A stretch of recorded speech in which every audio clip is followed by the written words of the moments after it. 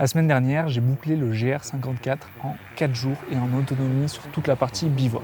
Je suis parti avec un sac de moins de 4 kg, sans l'eau et sans la bouffe, avec ma tente, mon duvet, etc. Le GR54, c'est plus de 180 km avec 11 400 mètres de dénivelé. Si je t'épargne les calculs, ça fait en moyenne 45 km et près de 2800 mètres de dénivelé par jour. Alors c'est la première fois que je partais sur un format comme ça, que ce soit sur la partie autonomie, avec tout ce que j'avais dans ce sac, mais aussi en tant que performance. J'ai jamais fait autant de kilomètres et de dénivelé dans un terrain aussi alpin de toute ma vie. Alors dans cette vidéo, je vais te partager mon expérience, comment je l'ai vécu. Ça va être un petit peu long, il n'y aura pas trop de cuts, il n'y aura aucune image d'illustration parce que je n'ai pas du tout filmé pendant tout mon trip. Par contre, si toi tu prépares ce genre de projet, je pense que ça peut t'inspirer, te donner des idées pour le tien. Voilà, donc moi l'idée c'était vraiment de partir light, donc tout ce sera dans cette dimension-là. Donc si ça t'intéresse, tout ce qui est fast packing, alléger et prendre plus de plaisir sur les trails en évoluant peut-être plus rapidement avec du matériel plus light, je vais te partager ma vision autour de tout ça. La vidéo elle sera chapitrée, ce sera plus comme un podcast, donc n'hésite pas à écouter en faisant autre chose, soit en étant en montagne, soit en cuisinant, en voiture. J'ai vraiment envie de raconter quand même comment j'en suis arrivé là, tout ce qu'il y a eu en amont, mais voilà, peut-être que toi tu veux juste avoir l'expérience du GR, et donc n'hésite pas à regarder en dessous, tu as les chapitres. J'ai fait 2 autres vidéos où je te présente tout le matériel qu'il y a dans le sac, donc je ne vais pas revenir sur l'ensemble du matériel, et une autre vidéo d'ailleurs sur la bouffe, donc voilà, je mange que froid là depuis 3 ans, c'est assez important pour l'histoire. Donc si tu veux le détail de tout ça, il y a aussi une liste que j'ai fait sur un lien Lighter Pack que tu trouveras en description. Pas plus de disclaimer, en dernier point, je ne suis pas sponsorisé, donc si je parle de matériel, de marque, etc., c'est que du matos que j'ai acheté, on m'a rien donné, j'ai tout payé de ma poche, donc c'est que du matériel que voilà, j'ai validé par mon expérience. Comment j'en suis arrivé là?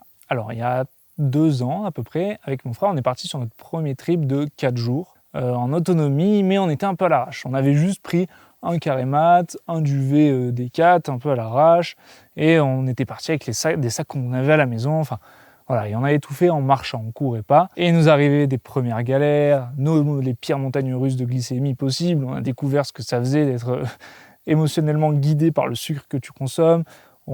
J'ai fait mon premier soir grosse nuit blanche, j'ai pas dormi de la nuit. On a eu un problème avec le gaz aussi le premier soir, donc pas de bouffe. Enfin, vraiment, c'était l'enfer. L'année dernière, on s'est refait un trip. Donc la première année, c'était le Tour du Champsaur. L'année dernière, on a fait une traversée où cette fois, on rencontrait les acteurs locaux de la vallée. Et là, on a fait un film.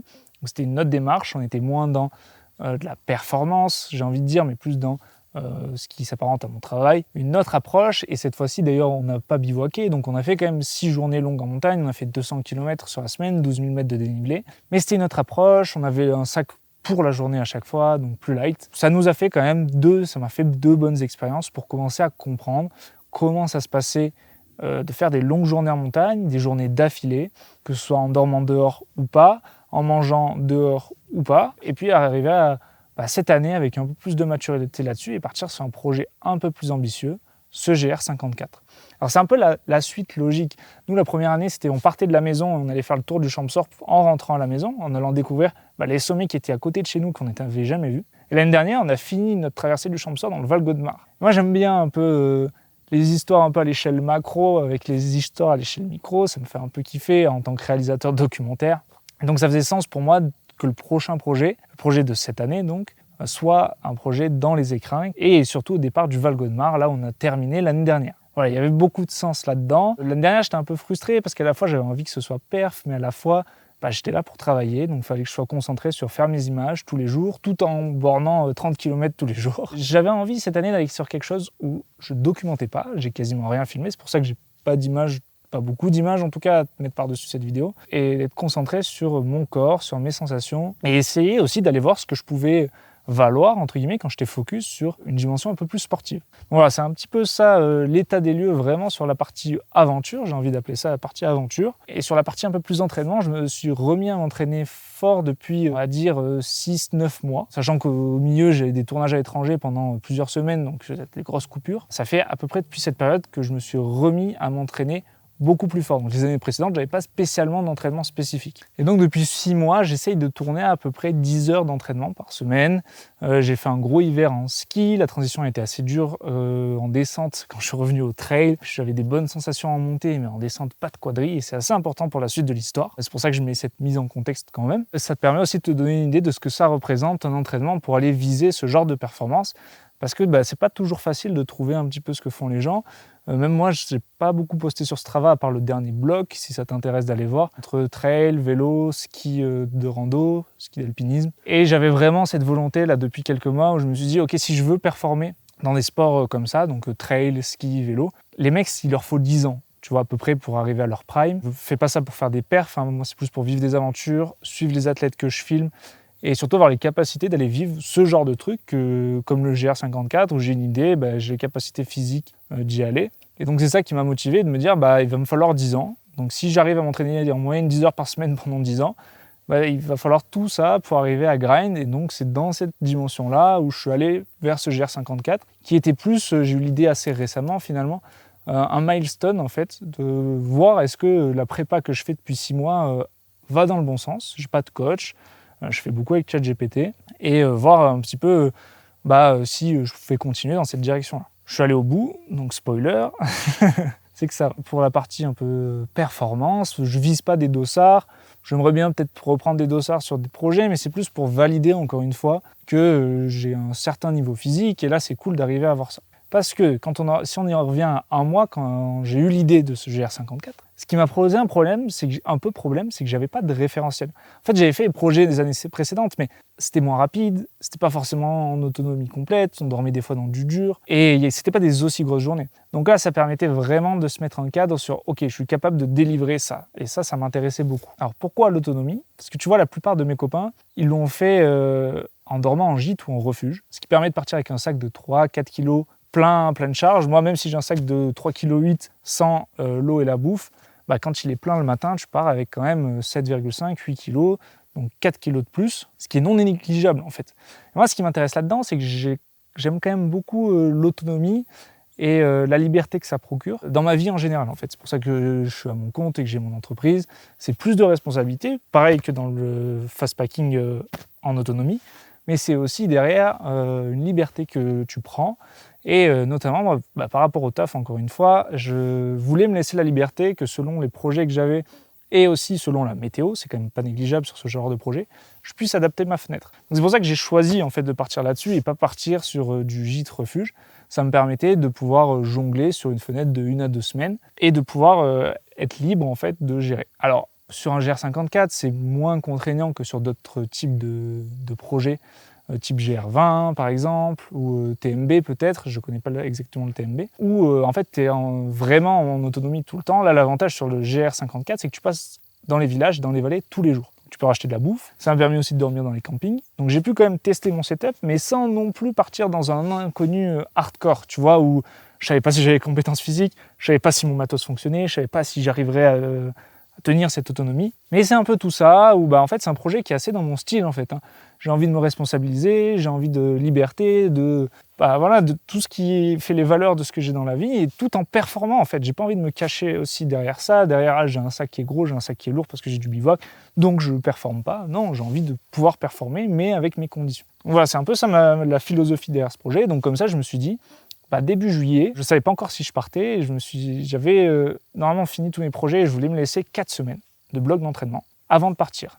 Donc 4 semaines, ça me permet de faire 3 semaines de bloc plus 1 semaine d'affûtage. 1 semaine d'affûtage, c'est un peu short, mais je me disais, c'est le seul temps que je pourrais dédier, entre guillemets. Et bon, spoiler, les projets ont pris du retard, donc c'est pas forcément eu la récup idéale, mais en tout cas, j'ai réussi à caler mes 3 semaines de bloc, et ça fait plaisir. Tout est sur Strava, comme ça vous pouvez voir ce que ça représente, et la semaine d'affûtage. Donc voilà, et donc je suis arrivé prêt, en tout cas au maximum de ce que je pouvais, et c'est vrai que j'avais un peu de pression quand je suis arrivé sur ce GR, parce que je me disais, en fait, ça représente les 6 derniers mois de est-ce que j'ai bien bossé ou pas, est-ce que je vais dans la bonne direction, et aussi tout ce travail en amont, quoi. Et c'était plus ça d'ailleurs qui me mettait la pression que le moment, tu vois. Après, une fois que c'est parti, je vis dans le truc, il n'y a plus rien à jouer, il faut juste être carré, et c'est ça le plus dur sur la gestion. Et la gestion, c'est la partie la plus dure une fois que tu es dedans, dans ce genre de projet, et ça je le sais déjà, mais j'ai pris quand même des bons rappels à l'ordre. Une semaine d'affûtage, j'ai trouvé ça finalement très court. Je pense qu'au moins 10 jours, souvent je surcompense à 10 jours. Surtout que le week-end d'avant, j'ai fait genre 4 jours d'affilée avec une nuit en bivouac au milieu,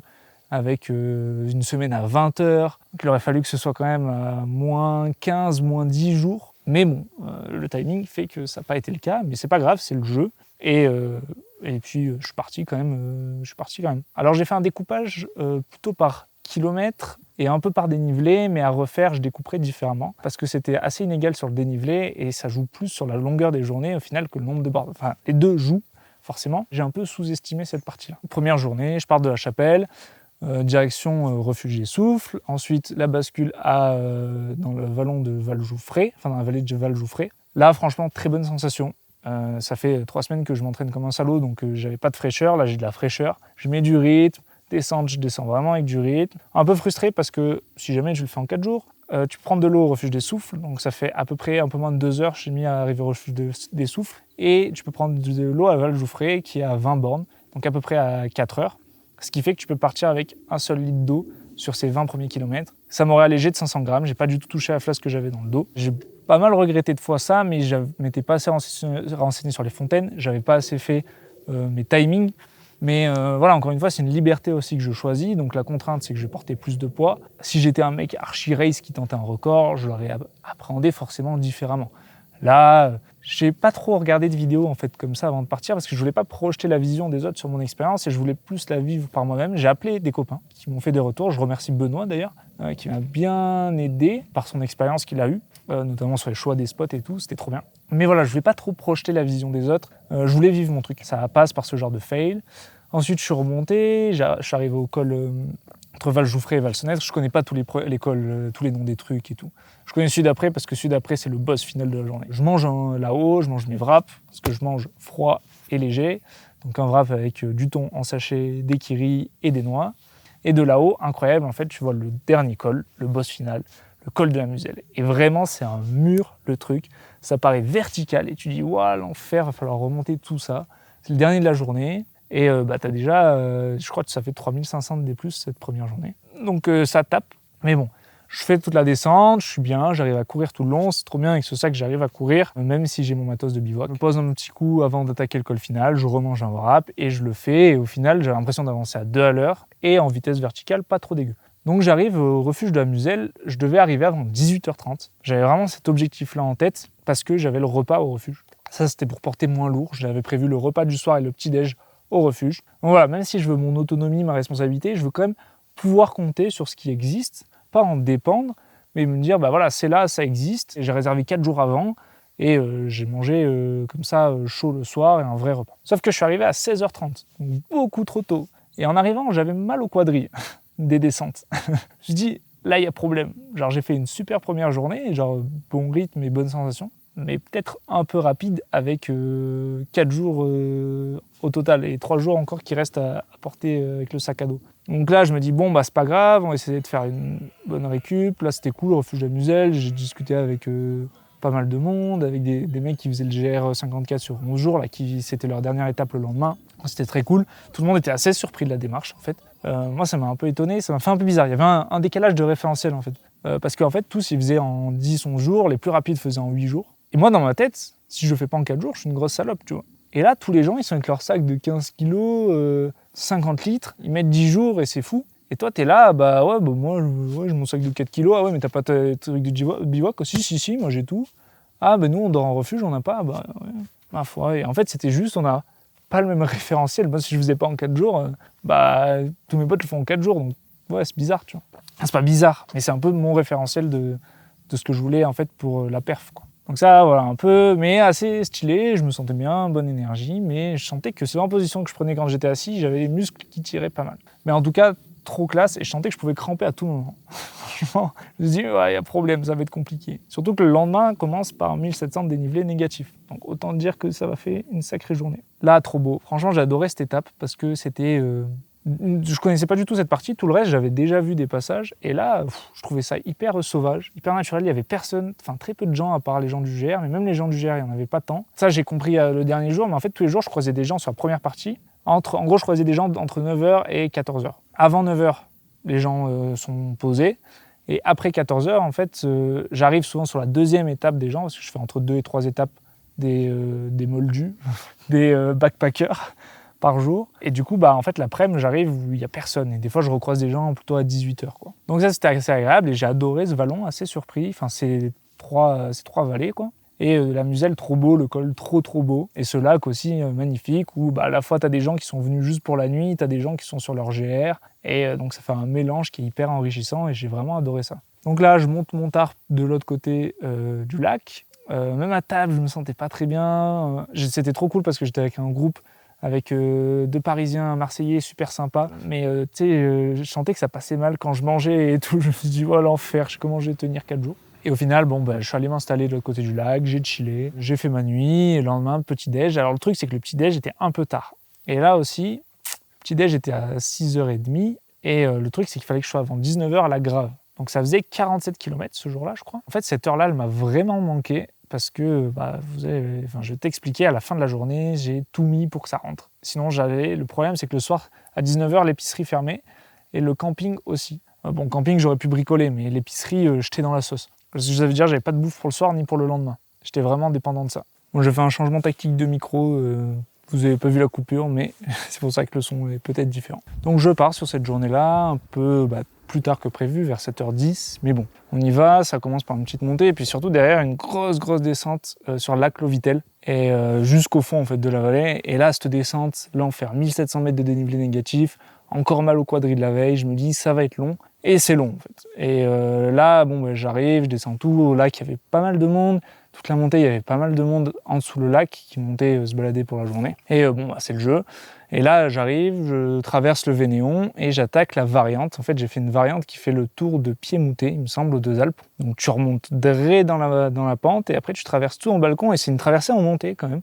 Et en fait, j'ai bien aimé ce passage. C'était pas le plus beau esthétiquement, hein, tu vois, t'es plus en fond de vallon. C'était en plein soleil, ça sentait le sud, les arbres ça ressemblait au sud.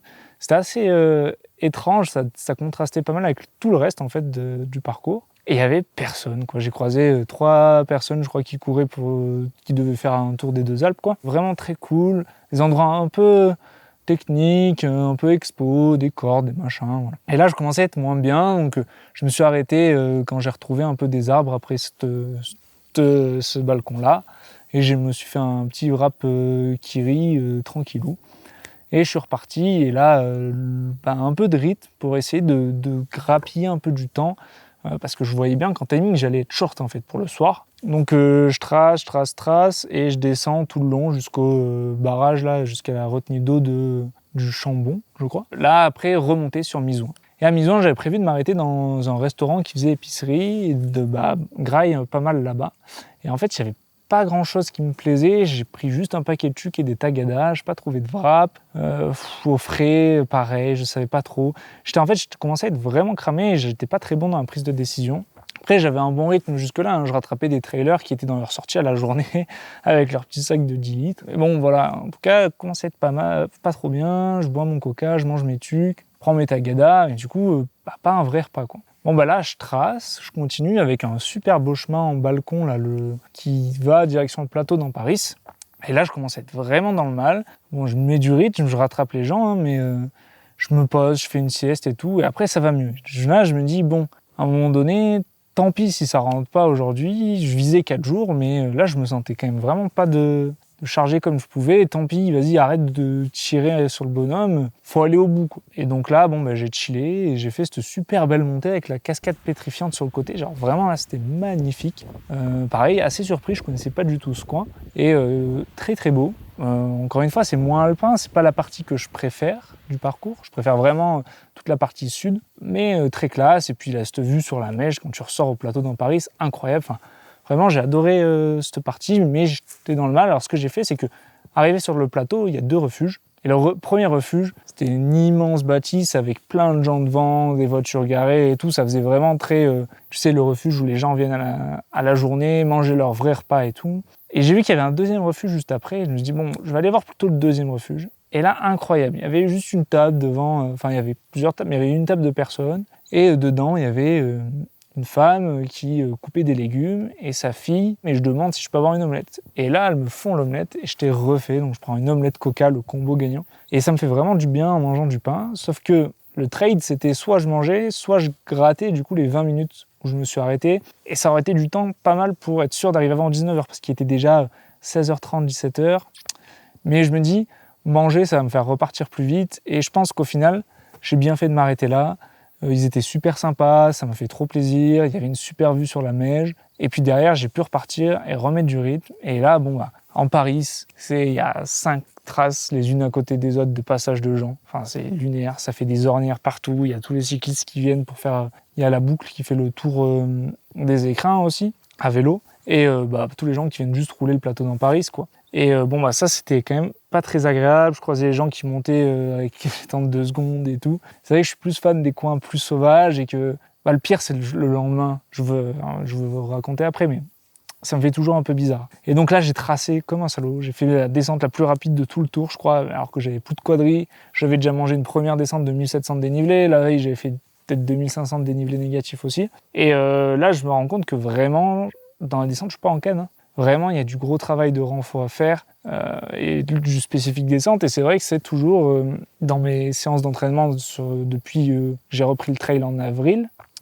c'est ce qui fait défaut. Au début, en avril, incapable de courir dans les descentes, quoi. Mais vraiment, je faisais des sorties de, 23 bornes, descente, incapable de courir. Et là, je sens que je le paye et qu'il y a quand même du boulot là-dessus, quoi. Et c'est pas à négliger parce que du coup, avec un setup comme ça, à la montée, je vais relativement vite, mais du coup, tu cours pas parce que c'est raide. Mais l'intérêt, c'est de pouvoir courir au plat et dans les descentes. Mais du coup, si t'es complètement cramé dans ces endroits-là, la vitesse moyenne, elle prend un coup. Et donc, ça fait que les timings, c'est chaud, quoi. Bon, voilà, je mets tout ce que je peux. J'arrive à moins le quart à l'épicerie. J'achète tout ce que je peux, mais j'ai pas de sac, donc j'ai tout dans les mains. Je me reprends des wraps, des kiris, j'achète du chocolat pour le soir. J'achète un saucisson. De quoi manger le soir et le lendemain. Et le lendemain, je savais que de toute façon, le midi, je m'arrêtais à Monétier. Donc, je savais que je pouvais racheter et que c'était plus le lendemain midi qui était assez important pour recharger si jamais j'avais plus rien. Là, je savais que je pouvais manger pas mal le soir, pas mal le lendemain matin. Ensuite, je suis allé au camping de la Meije à la Grave. Ça s'appelle camping de la Meije, mais il est à la Grave. Très bien, là, j'étais accueilli par un jeune qui faisait de la montagne, super sympa. On a bien discuté une bonne demi-heure. Alors, j'aurais peut-être dû manger et préparer mon bivouac pendant qu'on discutait. C'est pas le plus tactique, mais quand tu passes ta journée seule, j'essayais tous les jours d'avoir un moment social avec des gens. Parce que ça fait du bien, on est des êtres sociaux. Et je pense que ça contribue à l'équilibre et à se sentir bien et heureux. J'ai pas envie de dire heureux parce que je vois pas le bonheur comme ça, mais voilà, à être dans une bonne énergie en tout cas. Et donc là, très cool. Mais après, j'ai pas traîné, j'ai mangé mon bivouac, préparé mon bivouac et à 22h, j'étais couché, quoi. Lendemain, à 5h, j'étais debout. Et donc, si je peux vous donner un conseil sur le découpage à refaire, je pense que je m'arrêterai plutôt au refuge. Donc, c'est refuge du Fay ou refuge du Fay, c'est écrit Fay-Y. Là où j'ai mangé l'omelette, qui était un refuge génial, avec pas grand monde, assez très humain, très authentique, et qui me permettait de ne pas me prendre toute la descente qui redescend jusqu'à la Grave, le même jour où tu as déjà mangé les grosses descentes d'avant. Et ça aurait été pas mal, plutôt que d'aller au camping. Et en fait, tu fais ça, et le lendemain, quand tu repars, je sais pas, j'ai dû peut-être mettre 1h30, 2h, peut-être repartir un poil plus tard et arriver à 9h à l'épicerie en bas et acheter à manger à ce moment-là, quoi. Mais dans tous les cas, je pourrais plus manger au refuge le soir et le petit-déj, je pense, ça aurait pu faire. À refaire, je vous conseillerais plutôt de découper comme ça. Faire la deuxième étape jusqu'au refuge et pas descendre en fond de vallon. Et je crois que c'est ce qu'un copain avait fait. Je crois que Simon DJ avait peut-être découpé comme ça. Et franchement, ça aurait été plus smart parce que ça rallonge l'étape du lendemain qui est super longue, du coup, qui va faire 50 bornes. Mais en fait, en dénivelé, l'étape d'après, elle est tranquille, tu cours tout le long. Moi, je n'étais pas trop en canne, donc pas tant. Enfin, surtout que je survive. Mais il y a moyen de vraiment aller très très vite sur le 3e jour, donc tu peux rallonger un petit peu. Alors que le 2e jour, ça m'a mis un peu dedans. Voilà. Donc 3e jour, en effet, j'étais pas au max. Mais bon, je trace, j'arrive à courir sur la première partie. Très cool. La montée du vallon de Villard-d'Arène, ça va vite. Beaucoup d'alpinistes qui montaient dans ces vallons-là. Je sais qu'il y a genre la Grande Ruine, j'ai pas envie de dire de conneries, mais il y a pas mal de sommets sur cette partie-là des écrins qui sont assez cool. Et donc j'aimais bien l'ambiance, pas grand monde, juste des alpinistes, des mecs de la montagne et tout, stylé. J'arrive au col, je suis un peu cramé, je mange un peu tard ma partie salée. J'essaie de manger toutes les 2 heures la partie salée. Et là, j'étais un peu en retard sur mes timings parce que j'aime bien manger quand j'ai passé un col et que je vois la vallée de derrière. Mentalement, je trouve que ça aide quand tu vois tout le temps la même chose. Je trouve ça plus dur mentalement, mais du coup, j'ai sauté un peu mon rythme en glycémie et du coup, je prends une cartouche, clairement. Donc là, je mange, je fais une sieste d'1 quart d'heure, ça me remet bien et j'attaque la descente. Donc là, je connaissais parce que j'étais venu l'hiver. Bon, rien à voir l'été. Et je descends jusqu'au lac de la Douche. Et là, lac de la Douche, mais un enfer. Mais what? C'est quoi ça? Ça m'a fait trop bizarre. En fait, j'ai même pas filmé, j'étais trop dégoûté. Parce que dans tous les cas, je voulais pas trop documenter le parcours. Et donc, je voulais vivre le truc. Mais toute la veille, tous les jours précédents, tu croises personne. T'es tout seul en montagne. Et même les jours d'après, t'es tout seul en montagne.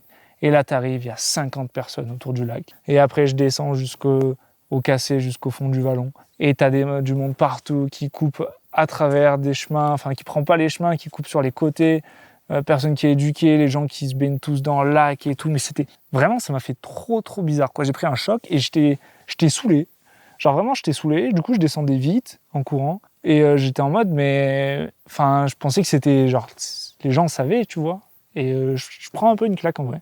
Ce tel contraste avec le matin où t'étais tout seul dans Villard-d'Arène, les alpinistes et tout qui partent tranquilles, il fait pas encore jour, enfin il fait encore un peu blue hour. Et puis là, t'arrives, les gens qui se prennent en photo, qui coupent n'importe où, qui lèvent pas les yeux. Du coup, t'arrives face à eux, ils sont surpris. Enfin, alors que tous les autres endroits, on me dit bonjour, on se décale et tout, parce que comme j'ai du rythme, forcément, ici, les gens sont super sympas pour ça. Du coup, je trace au cassé. Après, je trace tout le plat à Monetier. J'essaie de courir un peu. Bon, courir avec ça, je suis au max à 8 minutes au kill, tu vois, mais bon, vas-y, j'arrive à Monetier, et là, Monetier, je suis défracté, en fait. Je remplis mon eau à la fontaine, je l'achète à manger au Sherpa. La veille, j'avais une grosse cloque à l'orteil. En fait, c'est l'ongle qui tapait dans l'orteil, j'ai su après. Et du coup, j'enlève ma chaussure, je fais sécher. Bon, je me dis, ça tient, j'avais pas envie de m'arrêter à la pharmacie, sinon j'allais perdre un temps fou encore. Et là, je repars direct après manger, et je pense que ça, c'était une erreur aussi. Et je me fais toute la montée dans Sercheux jusqu'au col de la Chauda. Pareil, là, c'était pas très beau. Enfin, t'es tout en sous-bois, donc ça se voit pas trop, mais t'es dans la station, tu croises que des gens qui sont montés en tes sièges et qui descendent à pied. Des gens en chemise, enfin, moins fan. Vraiment, toute cette étape-là. Et après, tu sors au col de l'Échauda, donc t'es entre les télésièges. Là, ça redevient classe. Tu descends dans Chambran, c'est un peu plus sauvage, c'est assez cool, mais là, j'étais cuit. Heureusement, je suis tombé sur une jeune de 18 ans, très sympa, et je me suis dit, ok, ce que je vais faire, sinon je fais que courir comme un salaud, et après, chaque jour, je cours pour être à l'heure, et chaque jour, je regrette d'avoir couru la veille parce que je suis trop cramé. Et là, j'avais un peu de marge en timing, et la dernière étape fait 50 bornes avec une énorme descente de 20 km sur la fin, quoi. Je me dis, si le lendemain, je veux arriver à survivre, entre guillemets, faut que là, je temporise, et heureusement, du coup, je me dis, bon, je discute avec elle, comme ça, ça me force à pas mettre trop de rythme. Mais en fait, j'étais pas bien, hein. Je pense que j'ai pris coup de chaud, un peu déshydraté, machin. J'avais un peu la tête qui tournait. Elle était trop bien à discuter et tout. Alors qu'elle avait un énorme sac qui était plus grand qu'elle, un sac qui devait faire 20 kilos, enfin lunaire. Je mange, ça revient pas. Je bois un coup à une fontaine, ça revient pas. J'étais vertige et tout. J'essaie de faire, tu vois, le mec un peu solide et tout, mais enfin, genre juste pour pas tomber, en fait, c'est tout, hein. Et je me dis, j'aurais peut-être dû faire une sieste après Monetier. Et ça, c'est un truc que j'ai implémenté le lendemain. Je me suis forcé à chaque fois que je mange, je me pose 5 minutes. Au moins 5 minutes. Et souvent, ça, je sais pas si ça accélère la digestion ou pas, mais en tout cas, ça reset un peu. Je pense que ça permet d'activer le système parasympathique qui accélère la récupération, comme quand tu vas faire de la méditation, même des siestes dans le quotidien. Les autres jours, ça m'a pas mal aidé. Là, je l'ai pas fait. J'ai tracé direct après Monetier et j'ai regretté un peu. Fort de toutes ces expériences, j'arrive complètement cramé à mon camping du Fraissinet, à Valouise. Là, c'était pas mal comme camping. Enfin, l'autre était très bien aussi. C'était pas en aménagement, mais là, il y avait un peu moins de monde. C'était plus tranquille et surtout, il y avait une épicerie juste à côté. Très, très cool. J'ai pu aller racheter des wraps. J'ai acheté pas mal de bouffe pour le soir aussi parce qu'il fallait vraiment que je mange. Comme j'étais pas bien, je me suis dit, il faut que je recharge comme je pouvais. Et je galérais à manger. Donc, tu sais, j'ai mangé en plusieurs fois. Première fois, puis j'ai essayé de remanger une demi-heure après. Voilà. Et puis, les campings, c'était pas mal. Alors, du coup, c'était pas de la vraie autonomie et tout, hein, j'en suis très conscient, j'ai aucun problème avec ça, mais ça permettait de prendre une douche, de recharger les batteries et d'avoir un endroit où tu es un peu posé, quoi. Et les épiceries aussi pour manger quand même, parce que ça fait des journées où tu as une grosse dépense calorique, et donc si tu ne manges pas suffisamment pour repartir le lendemain, laisse tomber, quoi. Dans ces rythmes-là en tout cas, et surtout avec une nuit, moi honnêtement, même en camping, sous tente, je dors super mal, tout le temps. J'ai une très mauvaise récupération sous tente. Je pense que je vais me faire des entraînements sous tente, d'ailleurs, pour le futur. Et donc ce soir-là, j'arrive vraiment pas très bien, un peu des vertiges. Le truc, c'est que le lendemain, je repars et en fait, je suis pas mieux. Je suis pas mieux. Et il y a 10 km de route avant d'attaquer du sentier. Il y avait une navette à 9h30 qui partait de Valouise et qui allait justement jusqu'au début des sentiers, qui permettait de chanter 5 bornes. Et je me suis dit, j'ai envie de faire le beau jeu, j'ai envie d'aller au bout de mon projet avec... en tout cas, en accomplissant le truc de A à Z. Donc je me suis dit, tant pis. Et j'ai marché les 10 bornes. J'étais pas bien, je me suis arrêté, je faisais des siestes. Ça a mis du temps à revenir. Je buvais tout ce que je pouvais. Je buvais 1,5 litre par heure. Normalement, je tournais à 1 litre par heure. Non, à 500 ml par heure. Non, là, je tournais à 1,5 litre pour 2 heures. Normalement, je suis à 500 ml par heure. Et bon, je marche et je me dis juste, je veux marcher tout le long, je veux pas forcer tant que je suis pas auprès de la Chaumette. Donc c'était à dire kilomètre 24 et après avoir passé le col de Laumartin et le pas de la Cavale. Donc je connaissais pas exactement, mais je connaissais un peu de l'hiver parce que le pas de la Cavale, il y a des boucles qui me plaisent bien pour le ski de Pentraide. Et du coup, je fais ce que je peux. C'est la journée où je double moins vite les randonneurs. Je me suis pas fait reprendre. Je me suis fait doubler pour la première fois par 2 trailers aussi, mais je les ai revus en arrivant au sommet. Donc j'étais pas trop... Ça, c'est pas pour faire le mec, hein. Ça c'est plus que ça donne une idée du rythme. Normalement, je mets la moitié du temps indiqué sur les panneaux. Ce jour-là, je mettais le temps des panneaux, enfin un peu moins. Mais... Donc voilà, je fais ce que je peux, je remplis dans les rivières, je bois avec le filtre, alors qu'il y avait des troupeaux au-dessus, mais bon, avec le filtre, ça fait, je suis pas malade, et puis fallait vraiment que je m'alimente. J'arrive super tard auprès de la Chaumette. Je crois que j'arrive vers 14h30, alors qu'il aurait fallu dans l'idéal y être à 12h30. Mais c'est revenu un petit peu. Dans la descente, j'étais pas trop mal. Près de la Chaumette, je me fais un big repas, je recharge électrolytes, je remets du produit dans les flasques. Enfin vraiment, je vois comme la moitié de ma journée. Et c'est le cas parce que au final, c'était à 26 bornes et il y a 52 bornes. Donc ça fait pile la moitié de la journée. Il reste plus de dénivelé négatif que positif. Fallait vraiment se refaire. Je mange, je fais une big sieste, et là je repars, et là je recommence à avoir des bonnes sensations, en fait. Étonnamment, j'avais déjà eu des bonnes sensations après 3-4 heures, mais j'étais quand même pas max. Hein. En fait, c'était bizarre, j'avais plus de douleur musculaire, j'avais vraiment... je te disais, j'avais des lactiques les premiers jours, je sentais que je pouvais cramper. Les premiers jours, j'avais très mal au quadril, vraiment, j'avais les jambes en bois, tu vois. Vraiment très dur. Et le 3e jour, je pense que d'avoir temporisé en fait cette descente, je sais pas si ça m'a permis de récupérer ou pas, mais le 4e jour, j'avais aucune douleur musculaire, mais j'avais pas de puissance. Genre c'était lunaire. J'étais en organisme, j'étais cramé complet. Je sépare un peu ça, je sépare la partie musculaire de la partie peut-être VO2 et de la partie organisme, tu vois, sensation. VO2, j'ai eu aucun problème tout le long, genre j'étais trop bien. Musculaire, vraiment les quadris qui tiraient sa mère, genre jour 2, jour 3, trop de rythme dans les descentes. Mais l'organisme bien, sauf quand j'ai des problèmes de glycémie que je gère mal. Et le dernier jour, glycémie au top, organisme cramé au début, mais plus ça avançait, plus je me sentais bien, étonnamment. Et comme je m'alimentais carré, mais aucune puissance dans les jambes, pas de puissance, je pouvais pas pousser en montée. Mais bon, j'ai accepté, je me disais il faut juste aller au bout et puis on fait avec. Donc là, je remonte, je vais jusqu'à direction Valompierre, je fais des petites pauses au milieu où je mange salé. Je suis pas trop mal, je crois que je suis parti avec 8 crêpes, 8 wraps ce matin-là, donc j'ai beaucoup mangé toute la journée, mais il fallait. Et petite sieste, j'arrive au Valompierre à 18h30. Là, j'hésite à m'arrêter parce qu'en vrai, j'aurais été parfait, je pose ma tente, je finis le lendemain. Puis je me suis dit, je m'étais quand même fixé 4 jours, ça va rentrer. Si je repars maintenant du Valompierre, ça va rentrer. Ça va être long, mais ça va faire. En fait, c'était là où le mental me portait depuis un moment, je pense. Et je me suis dit, vas-y, c'est pas le moment de craquer, quoi. Donc là, 18h30 du Valompierre, je repars. Et là, au début, ça allait. Bon, je marche parce que c'est raide, donc impossible de courir. Je recours au fond du vallon, je mange mes derniers wraps. Et en timing, je devais arriver vers 21h30. Donc je m'étais calé sur ça, sur la bouffe, et arrivé à avoir des glucides jusqu'à 21h. Et la dernière demi-heure, c'était bon, j'avais rechargé, j'avais mes tagada pour la dernière demi-heure. Donc je cours comme je peux, je passe à côté du refuge de Xavier Blanc vers 20h30, là.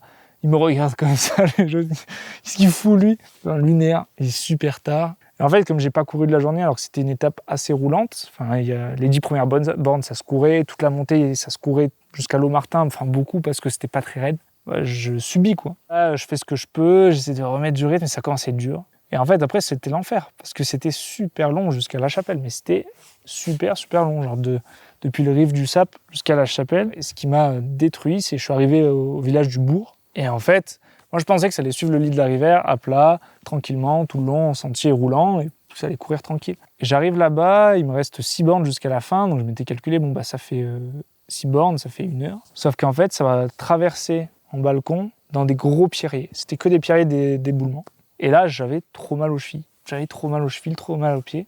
J'étais incapable de courir et j'allais à moins de 3 km/h. Donc ça veut dire que je mettais le double de ce que j'avais prévu. J'avais plus de bouffe, j'avais presque plus d'eau. Moi, je m'étais calé sur mes timings de d'habitude, donc la moitié du temps des gens. Et là, jusque-là, j'étais dans les temps. J'avais 5 minutes d'avance au refuge de Xavier Blanc et tout. Et à partir de là, je suis en retard. Et là, du coup, je décide quand même de pas être trop con parce que je me dis, c'est un coup à s'enculer de ouf et à se faire un tendon ou un truc comme ça. Et là, en vrai, pour moi, j'aurais tout perdu parce que c'était pas le but de tirer trop loin. Je veux tenir au mental, mais je veux pas non plus être con et que mon ego prenne le dessus. En fait, je trouve qu'elle est là, la limite, quoi. Et donc, ce que j'ai fait, c'est que à l'autre bled d'après, donc il y avait le bourg, ça m'a bien marqué, et il y a un autre endroit où il y a un pont. Là, j'ai pris la route. Et honnêtement, je regrette pas, tu vois, j'ai pas pris la navette le matin, et ça m'a évité, et j'ai chanté, je suis descendu par la route jusqu'à ma voiture à La Chapelle. J'avais trop mal, je boitais comme un salaud. Il m'annonçait 20 minutes, je crois que j'en ai mis 25. Genre, j'ai mis plus de temps que le Maps. Enfin, c'était lunaire, j'arrivais plus à marcher. Et là, je suis arrivé à La Chapelle. Je croise une meuf qui est arrivée à cette heure-là. Je dis oui, mais j'ai fini. C'était lunaire. J'étais défracté, il était 22h30. Et j'avais atteint l'objectif de le faire en 4 jours. Mais là, je me suis dit, mais 100%, je me suis blessé. Enfin, j'arrive plus à marcher, j'ai la cheville complètement en vrac. J'avais prévu... Et j'avais pas envie de dormir là. Franchement, j'avais pas envie de dormir là. J'avais envie d'être chez moi au réveil le lendemain matin. J'avais pas envie de reprendre la route le lendemain. Du coup, je fais la route pour retourner à Orsières. Là, je vis à Orsières depuis le début de l'été. Donc déjà, ça, je vous déconseille en vrai à refaire. Soit je me fais récupérer, soit je dors sur place. Parce que c'était un peu comme si... alors, j'ai jamais conduit bourré, mais ça faisait un peu ce truc-là. Je me souviens pas de toute la route. J'ai un peu des flashs et tout. Mais je pense que j'étais fracassé complet. Et j'arrive sur le parking à Orsières. Je sors de ma voiture.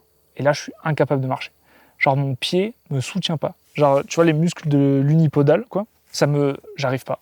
Mais impossible. Je récupère vite fait mon sac dans mon coffre, je récupère mes bâtons et rien à faire. Donc je me fous sur la banquette arrière, je vomis un coup. Là, je me dis, ok, j'ai peut-être push un peu loin. J'attends, je me pose 30 minutes, je fais un bout de sieste. Là, j'essaie de me relever en me disant, bon, allez, vas-y, on va tenter. Rien à faire. Je revomis. Et ça me fait la même sensation que quand je m'étais fait enlever des plâtres parce que je m'étais pété le poignet quand j'étais petit. J'avais eu des vomissements aussi où je suis pas bien et tout, où le corps, il est... Donc là, j'ai fait quoi? J'ai dormi dans ma voiture. C'était un enfer. J'avais mon duvet et tout, j'étais là. Et du coup, le lendemain, je me suis réveillé, je boitais comme un salaud, mais j'arrivais à marcher, je suis allé à mon appart. Je suis allé chez le médecin directement parce qu'il y a un centre médical à Orsières, donc c'était avantageux. Je me suis dit, si je me suis fait quelque chose, un tendon, une fracture de fatigue ou quoi, autant le savoir direct pour pas faire nimp. Surtout que le lendemain, j'avais un KV sur une soirée. Et au final, on fait une radio, pas de fracture de fatigue. Et donc j'ai montré ma cloque, il me l'a percé, etc. Il m'a donné du soin là-dessus. Et en fait, 2 jours après, j'avais plus aucune douleur. Donc ça a récupéré super vite. Donc je l'explique pas trop, j'en sais rien, je suis pas kiné, je suis pas dans la santé, quoi. Mais en tout cas, 2 jours avant, incapable de marcher, vomissement et tout. Puis en fait, 2 jours après, comme neuf, j'ai fait 200 D+, pour monter à un chalet. J'ai tapé un sprint de 35 secondes, comme si de rien n'était. Et bien cramé quand même. Mais voilà, super aventure, ça a fini difficilement, mais en fait, c'est ça que je venais chercher aussi. Quand j'étais dans le mal, je me disais, mais tu vois, j'étais, ah putain, j'en ai marre, machin, et j'étais en mode, mais en fait, c'est ça que t'es venu chercher, mec. Donc, heureusement, genre, le premier jour, tu trouvais ça presque pas assez dur. Donc, trop bien, en fait, que ce soit dur comme ça, et j'étais trop content. Et je suis content d'avoir délivré aussi, au final, en 4 jours, avec tout mon bordel. Ça m'a rassuré sur le fait que je pense que je peux partir maintenant sur des trips avec ce setup-là sur 2-3 semaines. Le premier jour, j'ai discuté avec des mecs qui avaient fait le GR5 et qui m'ont dit qu'ils avaient adoré le fait de traverser les différentes Alpes, donc de partir de Alpes du Nord, Alpes du Sud chez nous et jusqu'aux Alpes-Maritimes. Je sais pas, ça me dit que je peux le faire maintenant avec ce truc-là. Ça a validé ça a validé la perf. Merci d'avoir regardé cette vidéo. J'espère que ça pourra peut-être t'aider ou t'inspirer pour ta propre aventure sur ce GR ou sur d'autres projets de montagne. Moi, en tout cas, je me suis régalé. Je pense que c'est que le début et j'ai hâte de continuer ces aventures. Si tu as des questions, d'ailleurs, n'hésite pas à les poser en commentaire. Ou si tu as des conseils, si tu sais pourquoi j'ai fini autant en vrac et que 2 jours après, ça allait bien, je pense que la prépa a aidé. Voilà, n'hésite pas à me dire. Et si cette vidéo t'a plu, pense à liker, à t'abonner, ça peut m'aider. Et si d'ailleurs tu veux savoir tout ce que j'avais avec moi, t'as la vidéo sur mon matos juste en dessous et t'as aussi la vidéo sur ce que j'emmène en bouffe. C'était Clément, salut!